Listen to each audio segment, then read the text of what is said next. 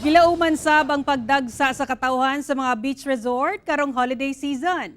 Atong sayro ng pagpangandam sa mga beach resort sa Zamboanga City, pinaagi sa live report ni Krisa Dapitan. Krisa.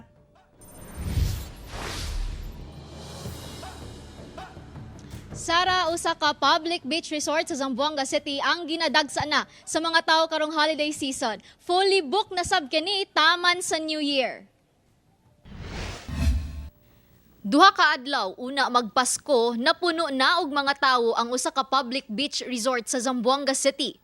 Dagsa na ang mga tawo nga nag-iya-iya og celebrate sa holiday season sama sa banay ni Adelaida Sanson.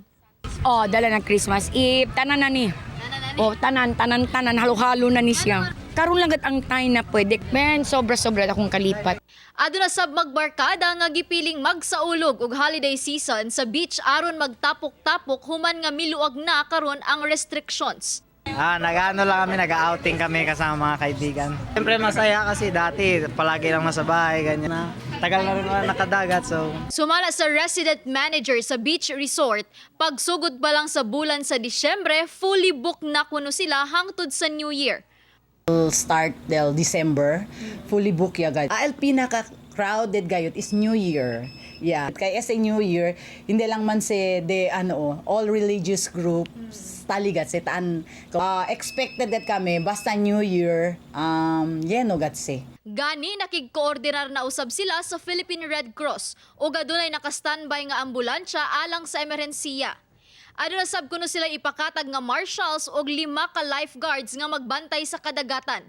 Dugang pa nila nga ginabawal kuno gayud ang pagdala og mga pusil ug ubang mahait nga hinagiban. Mipahimangno sab sila nga bantayan gayud ang mga bata inig adto sa dagat. Sara, gipahibalo karon sa tagdumala sa maong beach resort nga andam silang mudawat og walk-in. Tungod kay gilaraw sab nila ang pagmuntar og mga portable tables isip dugang nga cottages. Sara.